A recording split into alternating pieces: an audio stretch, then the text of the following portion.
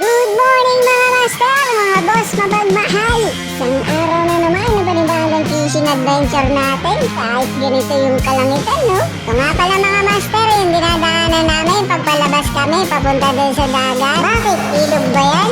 Dagat din yan, huwag ka makulit dyan. Dito nga mga master, medyo nahirapan tayo dahil pasalungat sa atin yung agos tsaka malakas. Makalampas nga tayo dyan mga master, talagang pinagpawisan tayo. Napatingin na lang tayo dun sa pinanggalingan natin.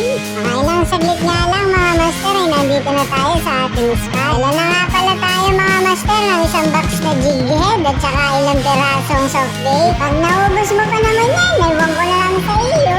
Susubukan nga pala natin mga master kung effective ba yung gantong klase ng soft bait. Huwag ka na magpaliwanag, iagis mo na yan. Ito nga mga master, unang agis pa lang natin ay fishing agad tayo. Ano kayang isda to? Yan mga master, ano bang tawag sa inyo ng isdang ito? Kasi ang tawag ko dito, lapong kulay itim eh. Pagkahagis ko nga dyan mga master ay sinibagan ulit tayo pero parang maliit eh. Kaya ito, pinakawalan ko na lang, kawawa naman. Wala pa tayong makakain dyan. Dito nga mga master ay nag-aangat na naman tayo ng isda. Parang lang tayo naninimot ng isda dito. E paano, kinakat mo lang? Ang ingay mo naman. Medyo matumal nga mga master yung sibaran dito pero tinatsaga lang natin. Ang kulit talaga nito.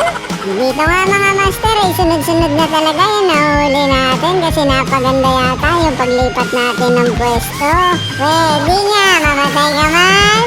Oo nga, sunod-sunod na nga yung huli ko dito eh. Puro good size pa. Bigla nga palang bumuhos dito yung malakas na ulan mga master. Kaya sinave ko muna yung camera natin. Pero sinibadan tayo ng good size na lapu-lapo. Ito oh. I-fast forward mo na nga. Puro isda na lang yung nakikita ko eh. Ay malamang nangingisda tayo eh. Alam nga naman pala taho yung ipakita ko sa'yo. Dito nga mga master, may natanaw tayong isang tropa. Kagaya ng jersey natin yung suot niya. Ito.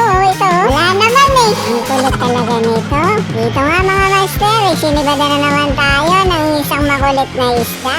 Medyo malikot nga pala siya mga master. Ano kaya to? Uy, yung paborito kong triple tail. Ulam ka ngayon. Pagkahagis nga pala natin dito mga master, ay agad din nasundan yung huli nating triple tail ng isang may love na lapo-lapong kulay itim. Uy, ang laki nga niya na. Kulit mo naman, ayoko na nga. At dito nga mga master, ay inangat na natin yung ating angkla. Hindi nga tayo nagkamali mga master, at kagrupo nga natin yung nakita natin si Master Dave at si Master Sam. Sabi nga nila mga master, ay uuwi na rin sila, kaya tumabi na rin tayo. Nga pala yung huli natin mga master, sapat lang, hindi marami pero hindi rin konti. Effective nga pala mga master yung ganong klase na soft bait.